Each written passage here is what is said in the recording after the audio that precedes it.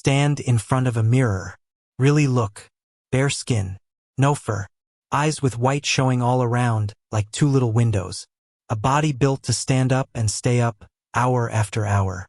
Now picture a zoo enclosure with a sign that just says, human. Would you visit it? You'd probably stare. Because compared to almost everything else alive, you are the strange one. And the real answer for why is far stranger than evolution made us this way. You already knew that line. Everyone learns it in school.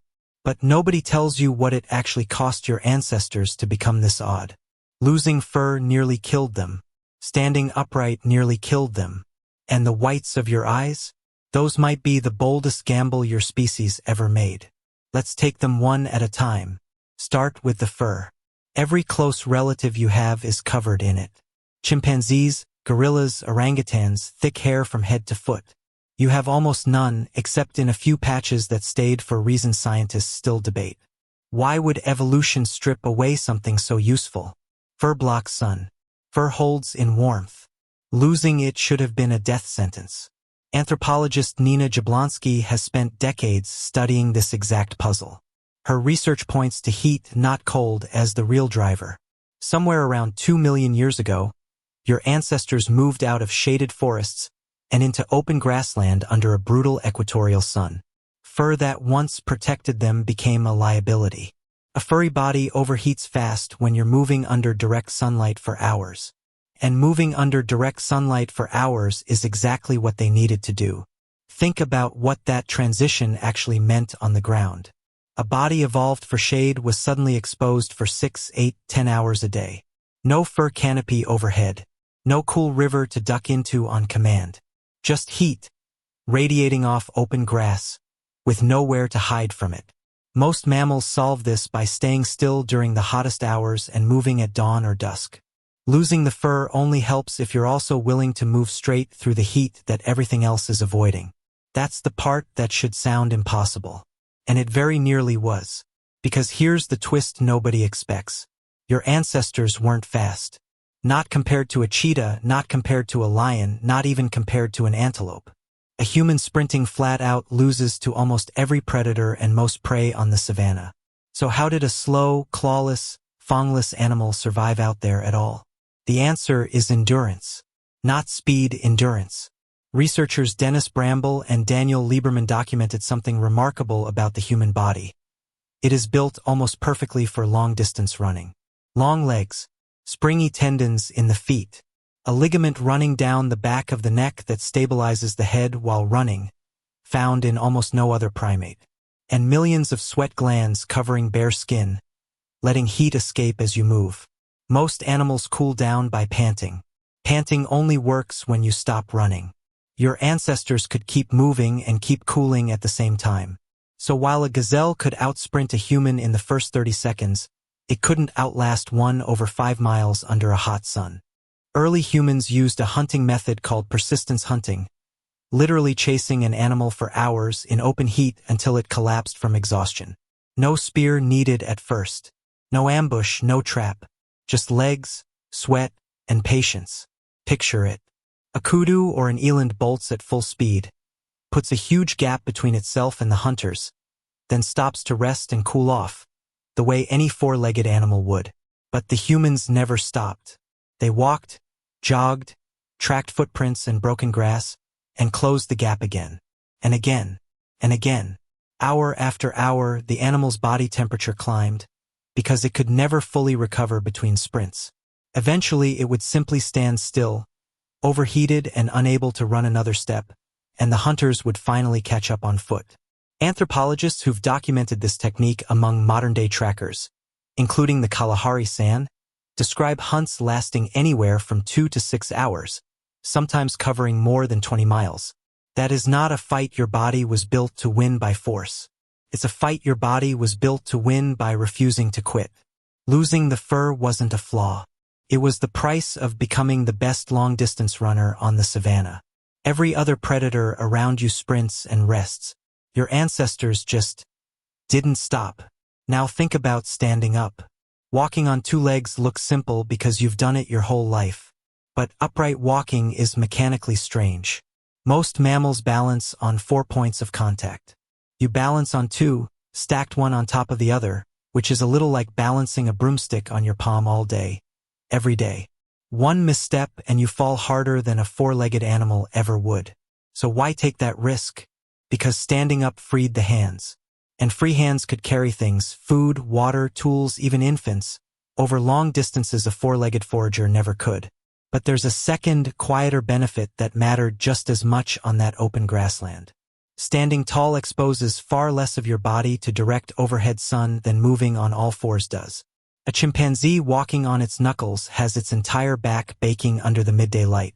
A human standing upright presents mostly the top of the head and shoulders to that same sun, while the rest of the body catches passing breeze instead of trapped heat.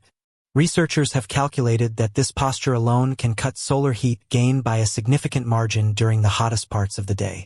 Some researchers also argue that upright walking is more energy efficient over long distances than the way chimpanzees move, burning noticeably less energy per mile, which stretches your ancestors' limited food and water reserves even further on a multi-hour chase.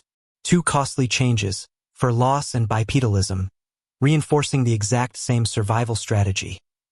Cover more ground in more heat, for longer, than anything chasing you or fleeing from you. Here's where it gets even stranger. Look at your eyes again. Almost every other primate has dark sclera, the part around the iris which hides where they're looking. That's useful if you're prey. A predator can't easily tell which direction a chimpanzee is about to run. Your eyes do the opposite. The white sclera makes your gaze direction obvious from across a room. Researcher Michael Tomasello proposed what's now called the cooperative eye hypothesis. His team compared how infant humans and infant great apes respond to a gaze. Human infants reliably follow where another person's eyes point, even without a hand gesture. Great apes overwhelmingly need the whole head to turn before they catch on. That gap suggests eye-white visibility and gaze following weren't just cosmetic. They evolved together, as a communication system, long before language existed. The idea is that visible eye direction only makes sense for a species that benefits from being read easily, a species that hunts together, warns each other of danger, and coordinates without needing to speak. Hiding your gaze helps a solitary prey animal survive, because no predator can guess its next move. Broadcasting your gaze helps a social, cooperative animal survive, because the whole group can react to a single glance toward danger, or toward prey, or toward a way out. Your eyes are, quite literally, built for teamwork. You are one of the only primates that evolved to make itself easier to understand at a glance. And that single visible detail may have done as much for your species' survival as any weapon ever could. So line up everything so far. Bare skin, built to release heat during long chases in open sun. Legs, hips, and a spine, built to move upright over vast distances without collapsing. And eyes, built to signal intention to teammates rather than hide it from rivals. None of these traits make sense alone. Judge them one at a time, next to a lion's claws or a cheetah's speed, and a hairless upright animal with easy-to-read eyes looks like an easy target, not a predator. That's exactly why this strategy is so easy to miss. It doesn't show up as a single dramatic weapon. It shows up as a combination, 3 unremarkable traits that only become dangerous when they work together. An animal engineered not for a single sprint, not for a single fight, but for sustained, coordinated pursuit across open landscapes, in punishing heat, as a group. That's the twist. You didn't lose the traits every other animal has because you were falling behind in the evolutionary race. You lost them because your ancestors switched strategies entirely. While other species specialized in speed, camouflage, claws, or venom, your lineage specialized in something almost no other animal bothered with: endurance plus cooperation, stacked together, for the long haul. And that strategy never really left you. It just changed shape. You don't chase antelope across the savannah anymore. But watch what still drives modern life, and you'll notice the same ancient pattern running underneath almost everything you value. Marathon runners pushing through mile 20 on nothing but willpower and sweat glands built 2 million years ago. A student grinding through the last, hardest hour of studying, long after motivation ran out, because the body underneath them was never built to quit at the first sign of discomfort. Co-workers glancing at each other across a table, Reading intention in a look. The same cooperative eye signal your ancestors relied on mid-hunt to coordinate without a single word. Long, difficult projects finished not through a single burst of brilliance but through slow, grinding persistence, day after day. The same trait that let a hairless, clawless primate outlast a gazelle under a merciless sun. Even the language gives it away. You call a hard week a marathon, not a sprint. You praise people for going the distance. You say someone kept their eye on you when they were paying attention.